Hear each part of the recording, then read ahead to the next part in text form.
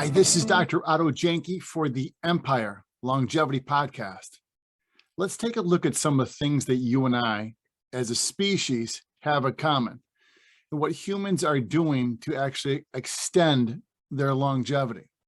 First of all, let's look at some statistics.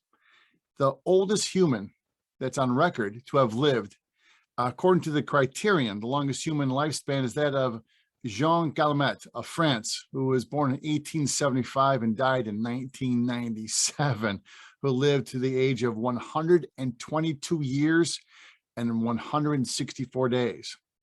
It's a long time. And wasn't that all that long ago that the person passed? On record, I mean, there's on records of people who have lived for hundreds of years, but in the recent past, within the last 500 years to 1,000 years, Thomas, or called Old Tom Parr, was born in 1482 and died in, born in 1482, maybe 1483. This is what sends the whole thing to be maybe reputably not so reputable, because they didn't really know. 1482 or 1483 till 1635 was an Englishman who was said to have lived for 152 years. Astounding, to say the least, But what are the commonalities that we all have? And I bring this up because I had a discussion. I did a class last week for students. And I was asked about some of the references I use in books. And it started me thinking about this. What are the commonalities that we all have to make it into longevity? Because I don't think there's that many differences in you and I. And statistically speaking, we as a species haven't dramatically changed in like 40,000 years. So when people start to tell you that it's a genetic propensity for people to be living a certain way, it might be familial, which means it runs in their family or even their community, but it doesn't mean it's genetic. I mean, genetic is for humans is a huge thing because it takes such a slow time as compared to viruses and bacteria. But if we look around the world, the average lifespan in Hong Kong is 84.7 years. The women there are averaging 87.6 years and the men 81.8. The women are pushing almost 90 years. In Japan, 84.5 for the average, 87.5 and 81.3 female and male, respectively. Astounding, rather astounding. And I'm gonna come back to America on a regular basis on this, because America is first of all, we're such a huge country as it is, and the diversity of who we are is massive in it. The average male lifespan stood at 76.1 years in 2017, and there was actually a decline. American males have been on a decline in average age, life expectancy for the last couple of years. Drug overdose rates for men are almost twice as high as a decade ago. Life expectancy at birth for males was 75.1 years, the first half of 2020, representing a decline. And for females was 80.5 years. So we're already seeing, I mean, as we've seen previously in other countries, almost like a 5-year difference between female and male. Life expectancy is for African-American men approximately 68.8 years and women 77.8. Now, this is staggering because instead of that 4 or 5 year difference, we're looking at a 9-year difference, almost a decade difference between African-American females, African-American males. This is astounding. Now, let's take even a bigger picture. Take a look at African-American males are 78.8 years and women in Hong Kong who are 87. I mean, it's 10-year difference. I mean, it's huge. Excuse me, a 20-year difference. We're looking at almost a 20-year difference between people who essentially we're all the same. We might have differences in sizes, colors, and shapes and stuff like that. I get that. I understand that. But what is it about us You, me, all of us humans, what's the commonality that we need to make it into those 80s, 90s, and 100s and be rocking the whole time? That's the biggest question we need to answer, is what are those fundamental things? Now, what we need and what we do are two different things, and I get that. I get that. And traditionally, what one subsect of us eats and lives like, it can be dramatically different than the other. I get that. But what is the things that we need? What are those basic necessities we need of health? If we fulfill these things, we can take all of these numbers and statistically start to bring them up. We look at countries such as, or Nigeria, Sierra Leone, Chad, where the average life expectancy might be 58 years. And you start looking at these, and they are decades behind. Some of the factors affecting life expectancy, of course, are gender. Men are statistically 5 to 10 years behind. Access to quality healthcare, hygiene, obesity, diet, nutrition, exercise, and crime rates. So I can't do anything about the crime rates. Exercise, diet, nutrition, obesity, access to quality care of healthcare. Well, I can start to impact some of those things.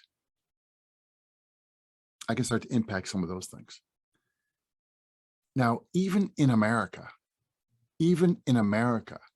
there is a big discrepancy of your anticipated life expectancy in America. If you look at the 10 states with the longest life expectancies, Hawaii coming in 81 and a half years. While we look at states with the lowest life expectancies, Mississippi at 74.6. We're looking at a 7 to 8 year difference. It's in our own country. Okay, now you could say to me, yeah, but Hawaii is over there. I get that. Still, we're looking at California, 81 years. Minnesota, 80.8. New York at 80.7 versus Mississippi at 74.6. Still 5.5, 6 years longer. And we're in the same continental US.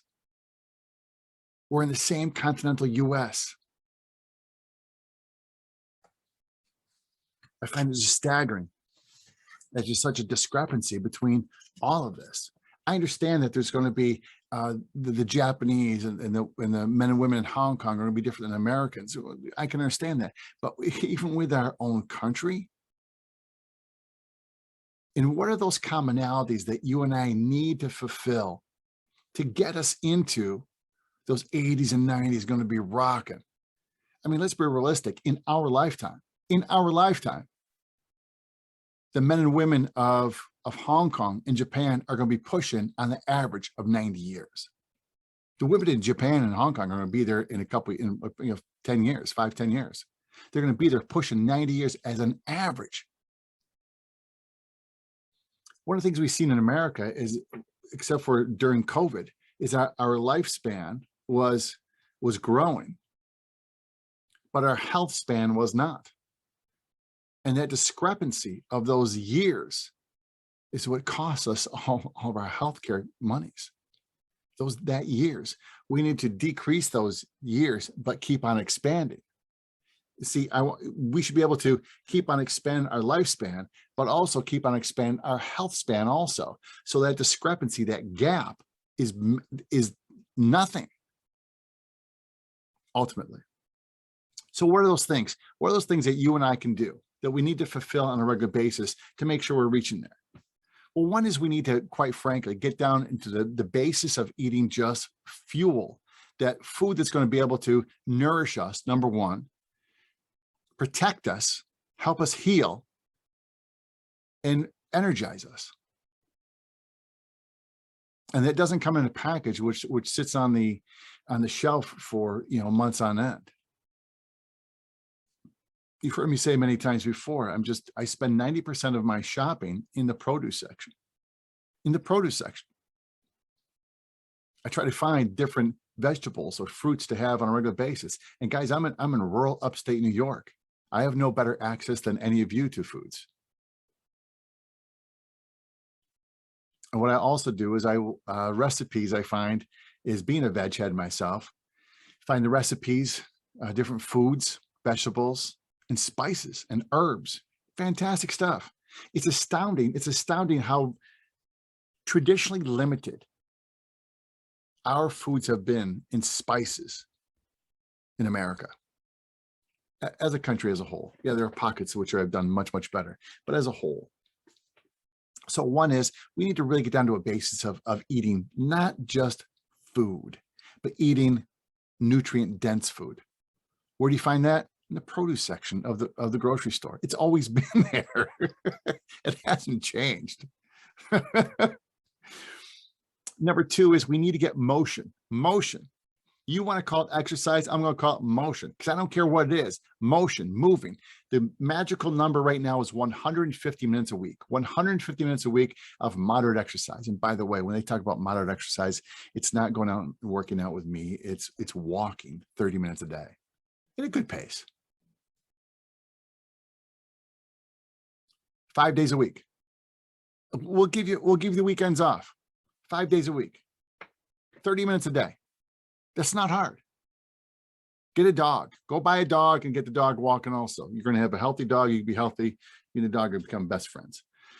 That's what I've done. I mean, love dogs. But here's the crazy part, is that motion part. And I will say this to you over and over again. And this is, I can't instill this upon you enough. That 150 minutes a week, that time spending in the produce section, learning what the foods are, what the spices are. Either you put the time in now, or the time will be taken from you in the future. Which one do you choose? I will say that again. Either we put the time in now for our health, for our longevity. That means also saving the money, making it work for us, having our relationships, making sure we're in the best of health, keep on educational learning, keep the mind sharp. Either we put the time in now, or that time will be taken from us in the future. And here's the reality. We are seeing absolutely that happen in America on a daily basis. Time taken from us, taken from the loved ones we have, the friends we have, who might be a couple years older or not, which is even scarier. And they are alive, but they're not living. And you've seen that, and I've seen that. So we take the time now. We put the time in now, or the time's going to be taken from us in the future. Which one do you choose? This ain't rocket surgery. So we must have some kind of motion. We get the rocket fuel in there. We get the motion. We find the time and the space to take that stress and tension we carry up in our cranium, and we decrease that. We diffuse that by the meditation, by the prayer, by the thoughtful music. Maybe we're going to journal, go for walks in nature, whatever it is that we can do to take that mind out and boom, park it over there and infuse it with much better thoughts. And then fourth, of course, we have to tie it in by having a nervous system that's optimized. So we have to look at the way you sleep. We have to look at the way that your posture is. I'm going to tell you, friends, if you have a posture, which you are the average American who carries that head forward, we have problems. We have big problems, not just the stress and tension we carry in the muscles themselves, but the body just decays much, much quicker with that head forward syndrome. And again, when I go do the scoliosis checks for the kids, the little boys and girls, and for the kiddos in the elementary schools, 3.2%, the round numbers are 3.2% of girls and 2.8% of boys are going to have a scoliosis. You know, from the front view, they have a curvature, but how many of them are having their head forward because they're doing all of doing all that stuff? Absolutely. Absolutely. Astronomical amounts.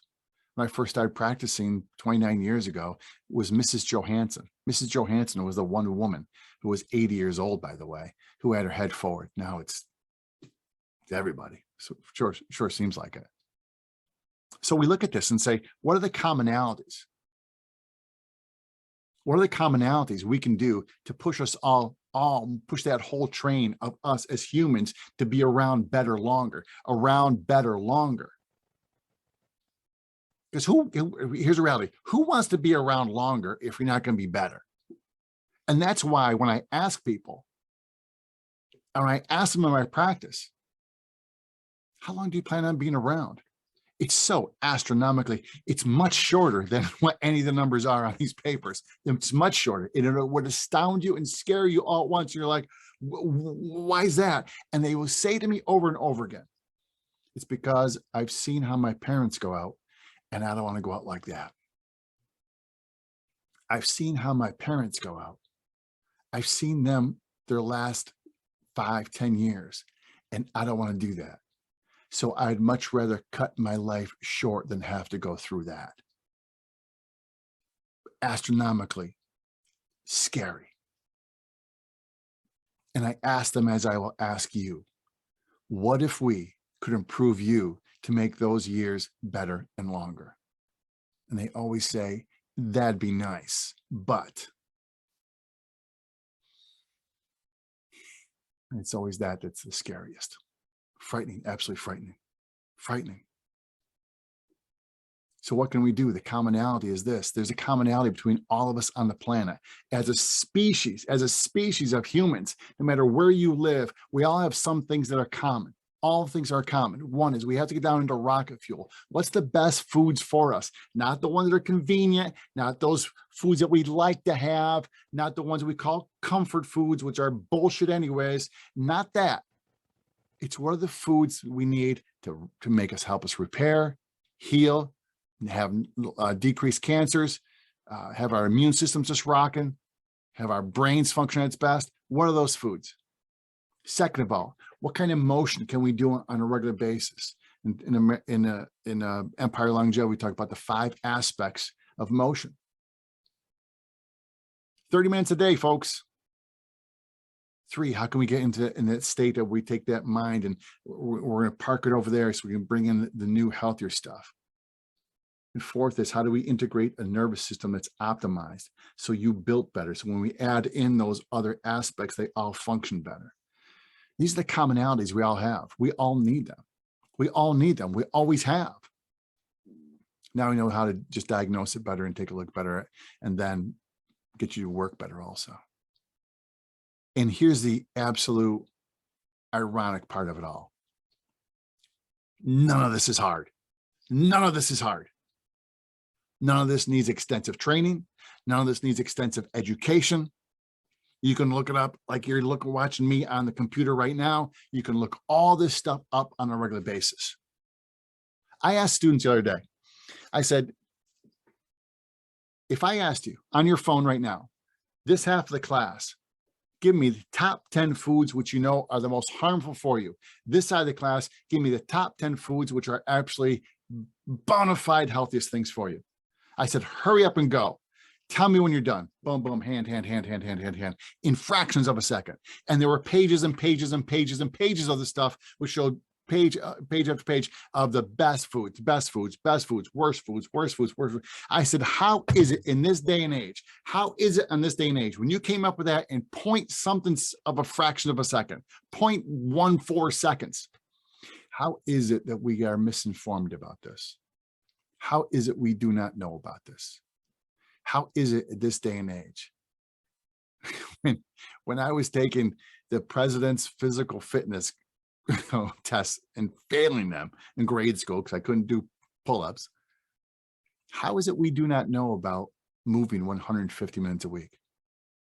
How is it we do not know about the foods that are going to be cancer causing versus the ones that are going to be cancer crushing? How is it we do not know about this? Empire Longevity is going to lead you, educate you, promote you, push you, Sometimes we're going to kick you in the ass, tell you the truth. Because this is what we need to do. Move forward. There's a commonality of health. There's a commonality of longevity. There always has, there always will be. We are not that different.